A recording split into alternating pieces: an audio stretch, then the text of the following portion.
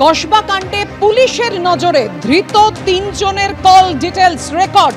কেন এই call details record পুলিশের আতশকাচের নিচে, সে বিষয়ে আপনাদেরকে বিস্তারিত জানাবেন আমাদের প্রতিনিধি। কিন্তু যে বিষয় সামনে আসছে জানিয়ে রাখি যে এই যে মনোজিৎ মিশ্র কার সঙ্গে কথা বলেছিলেন ঘটনার আগে, কার ফোন তার কাছে এসেছিল, সে কার সঙ্গে কথা বলেছিল, আর কার সঙ্গে কথা হয়েছিল, এই সমস্ত বিষয় পুলিশ খতিয়ে দেখতে চায়। কথা বলবো, আমাদের সঙ্গে রয়েছেন আমাদের প্রতিনিধি ময়ূক ঠাকুর চক্রবর্তী। ময়ূক, দেখো পাপিয়া, প্রথমে তোমার একটা জিনিস বলা প্রয়োজন, সেটা হচ্ছে ঘটনা ঘটেছে 25 তারিখ রাত 7:30 থেকে রাত 10:50 অবধি। এমনটাই অভিযোগকারিনী তার এফআইআরে উল্লেখ করেছেন। রাত 10:50 পর অভিযোগকারিনী তার বাবার সঙ্গে একটা সেফ কাস্টাডিতে চলে যান এবং অভিযুক্ত যারা গণধর্ষণে অভিযুক্ত তারা নিজেদের বাড়ি চলে যায়। এরপর পরের দিন বিকেল 4টে অর্থাৎ 26 তারিখ বিকেল 4টেতে কমপ্লেন হয়। রাত 8টা থেকে ধরপাকড় শুরু হয়। রাত 12:30টার মধ্যে 3 জন অভিযুক্ত এফআইআর নেম 3 জনকে পুলিশ আধিকারিকরা অ্যারেস্ট করেন। এবার সবথেকে ইন্টারেস্টিং পার্ট যেটা পুলিশ সূত্রে যেটা খবর পাওয়া যাচ্ছে যে এই অভিযুক্তদের মোবাইল ফোন তো পুলিশ সিজ করে নিয়েছিল।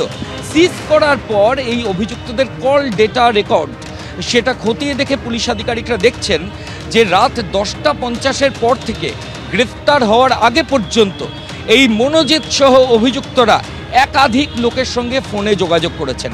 এর মধ্যে কাদের সঙ্গে ফোনে যোগাযোগ করা হয়েছে গ্রেফতারির আগে পর্যন্ত, তো গণধর্ষণের পরে থেকে প্রত্যেকের নামের তালিকা ইতিমধ্যে পুলিশ আধিকারিকরা তৈরি করেছেন এবং তাদের প্রত্যেক ইন্ডিভিজুয়ালকে আলাদা আলাদা করে পুলিশ আধিকারিকরা ইন্টারোগেট করবেন যে আপনার সাথে মনোজিতের কি বিষয় নিয়ে কথা হলো ঘটনার পরের দিন, আপনাকে কি মনোজিৎ গণধর্ষণের কথা স্বীকার করলো বা অন্য কোনো কথা বলল, আপনাকে কি মনোজিৎ প্রায়শই এরকম ফোন করে নাকি ওই 26 তারিখ করেছিল।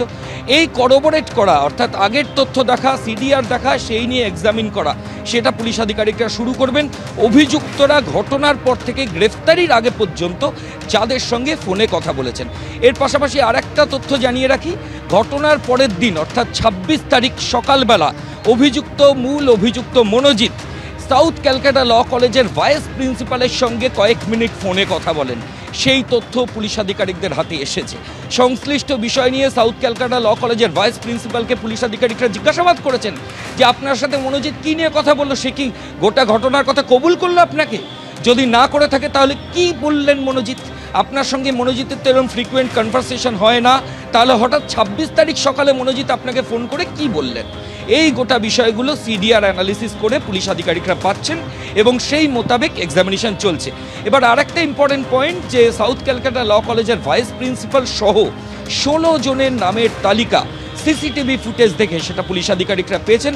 ভাইস প্রিন্সিপালকে ইতিমধ্যে পুলিশ আধিকারিকরা এক্সামিন করেছেন, 2বার তাকে জিজ্ঞাসাবাদ করা হয়ে গেছে এমনটাই পুলিশ সূত্রে খবর।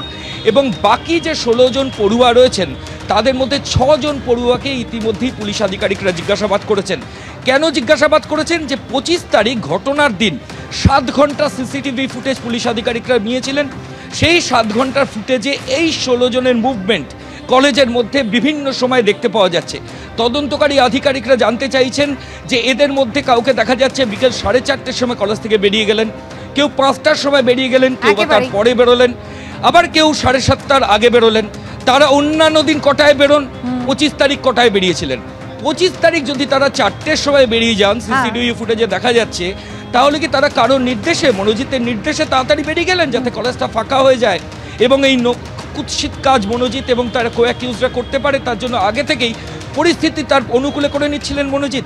সেই কারণেই কি পড়ুয়াদের অর্থাৎ একাধিক প্রশ্ন রয়েছে এবং সেই কারণে যে সমস্ত ছাত্রছাত্রীদের নামের তালিকা তৈরি হয়েছে সেই 16 জনের মধ্যে 6 জনের জিজ্ঞাসাবাদ ইতিমধ্যেই হয়েছে, বাকিদেরও কিন্তু জিজ্ঞাসাবাদ করার কথা পুলিশ ভাবছে। অন্যদিকে ভাইস প্রিন্সিপাল তাকেও কিন্তু 2 দফায় জিজ্ঞাসাবাদ করা হয়েছে, যেখানে 25 তারিখ এই নৃশংস ঘটনা ঘটার পর 26 তারিখ কোন প্রয়োজনে এই প্রাক্তনী মনোজিৎ মিশ্র এই ঘটনার যে অন্যতম অভিযুক্ত তার সঙ্গে ফোনে কথা বলার প্রয়োজন হলো ভাইস প্রিন্সিপালের, তা জানার চেষ্টা করছে পুলিশ।